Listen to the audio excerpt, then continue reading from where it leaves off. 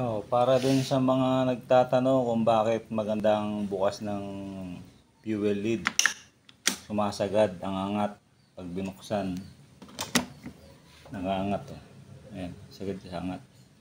Yung stock na na setting na yung maganyan lang angat. Ito sagad.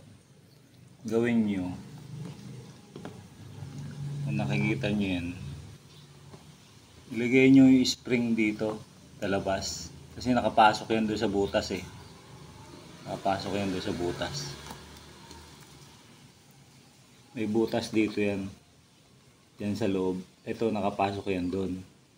Tapos to, pupunta yan dyan. Kailangan lagyan nyo ng cable tie. Butasan nyo rito gamit yung ganitong platang dulo. Painitan nyo, butasan nyo. Kaya nyo siya lagyan ng ganyan. Ito kasi ang stock niyan, andun sa loob. Kung makikita nyo may butas yan dyan. Ito butas dyan. May butas. Dyan nakapasok yan sa slot dyan sa butas. Ang gawin nyo, tanggalin nyo to doon, hatakin nyo, ilabas nyo rito. Then ito,